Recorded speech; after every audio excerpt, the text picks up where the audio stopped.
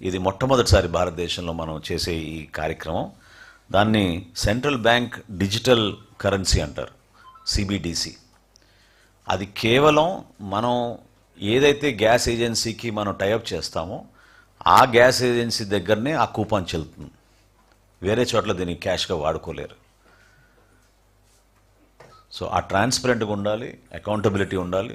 ప్రభుత్వం అందించిన ఈ సబ్సిడీ అమౌంట్ దుర్వినియోగం కాకూడదనే ఆలోచనతో ఈ ప్రాజెక్ట్ టేకప్ చేసాం. చాలా చాలా బాగా ప్రజల్లోకి తీసుకెళ్ళగలుగుతున్నాం లోతుగా. అయితే టెక్నికల్ ప్రాబ్లమ్స్ కొన్ని ఉన్నాయి. యాప్ అందరు డౌన్లోడ్ చేసుకోలేకపోతున్నారు ఇంకా, అదొక అంశం. రెండో అంశం ఏంటంటే అక్కడ కూడా ఒక్కోసారి సర్వర్ ప్రాబ్లమ్స్ వస్తూ ఉన్నాయి.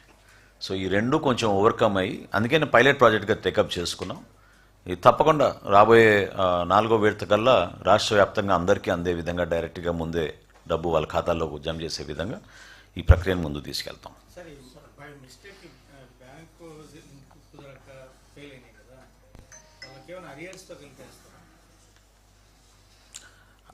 అంటే అసలు ఫస్ట్ 86,000 బెనిఫిషరీస్ని మేము ఐడెంటిఫై చేయడానికి చాలా టైం పట్టింది. ఎందుకంటే బ్యాంక్ రికన్సిలేషన్ సింగిల్ అకౌంట్ అది చాలా ఈజీ అయ్యేది.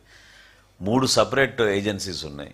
ఎవరి సిస్టమ్ వాళ్ళు ఫాలో అవుతారు, ఎవరి సాఫ్ట్వేర్ కూడా వాళ్ళు వేరే వేరేగా ఫాలో అవుతారు.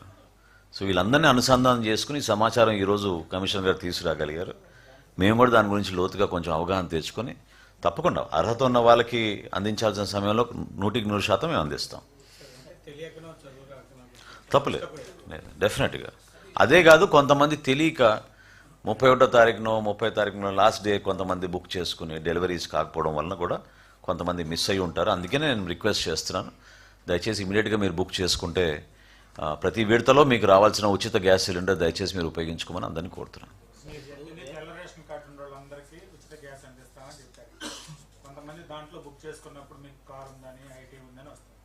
నిజంగా వాళ్ళకి అనర్హులే అయితే వాళ్ళకి రేషన్ కార్డే ఉండకూడదు, కానీ మీకు కారు ఉందని చెప్పని వాళ్ళకి తిరస్కరిస్తున్నారు.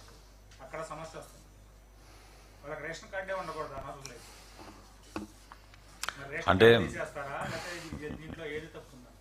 లేదండి, మన సమాజంలో ఈ రోజున ఒక యాసెట్గా మారింది ఈ రైస్ కార్డ్ అనేది. చాలామందికి దాని విలువ మనం పోల్చలేం. ఎందుకంటే వాళ్ళ ఇంటి పేరు, వాళ్ళ కుటుంబ సభ్యుల పేర్లు, అడ్రస్లు, ఇదే ఒక గుర్తింపు కార్డుగా మారింది మనకి రాష్ట్రంలో. సో పిల్లల చదువు విషయంలో కానివ్వండి, హౌస్ లోన్స్ విషయంలో కానివ్వండి, ప్రభుత్వం చేస్తున్న ఏ సంక్షేమ పథకంలో అయినా కానివ్వండి, అందరూ ఆధారపడేది మన రైస్ కార్డుల మీదే. కాబట్టి సంఖ్య ఎక్కువ ఉన్నా కూడా ఎక్కువ మందికి ఆ లబ్ధి కలగాలని ఒక ప్రయత్నం ప్రభుత్వం నిరంతరం చేస్తూనే ఉన్నాం. సో మేము కూడా పూర్తి చేస్తాం. మేము ఈ కార్యక్రమం ప్రారంభం చేసే ముందు రాష్ట్ర వ్యాప్తంగా దాదాపు 1,22,00,000 కుటుంబాలు దీన్ని ఉపయోగించుకుంటాయి అనుకుని మేము ప్లాన్ చేసి బడ్జెట్ చేసుకున్నాం.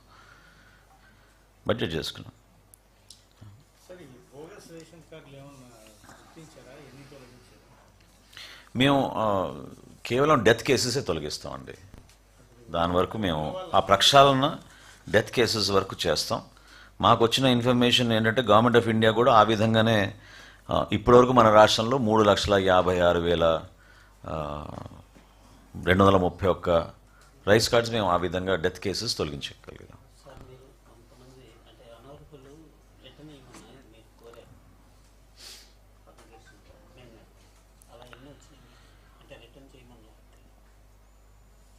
వాలంటరీగా ఎవరన్నా సరెండర్ చేస్తే తప్పకుండా ముందుకు రమ్మని చెప్పామండి. అది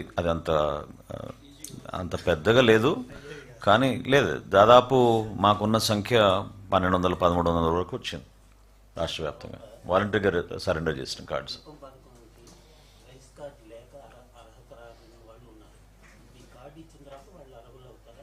డెఫినెట్గా చేర్చాం కదా, మీకు అదే చెప్తున్నా కదా. మీకు కొత్త అప్లికేషన్ల ద్వారా 9,87,644 మంది చేరగలిగారు. సో వాళ్ళందరికీ మనం అర్హత కల్పిస్తున్నట్టే కదా. మీకు చెప్పే కదా, ఇప్పుడు మండల వారీగా ప్రోగ్రామ్స్ పెట్టి డిస్ట్రిబ్యూట్ చేస్తాం. ఖచ్చితంగా రాష్ట్ర వ్యాప్తంగా ఆ వారం రోజులు ఆ ప్రక్రియ పూర్తి చేసే విధంగా అంతా సిద్ధమవుతున్నాం. ఒక అద్భుతమైన కార్యక్రమం చేపట్టబోతున్నాం. లేదండి, కార్డు పోగొట్టుకుంటే ఫ్రెష్గా వాళ్ళు అప్లై చేసుకోవాలి కొత్త కార్డు కోసం. సేమ్ జిఎస్డబ్ల్యూఎస్లో మీరు అప్లై చేసుకుంటే ఇమీడియట్గా ఇస్తారు. యాక్చువల్లీ మన రాష్ట్రంలో అసలు బీపీఎల్ కుటుంబాలు ఎన్ని ఉన్నాయి?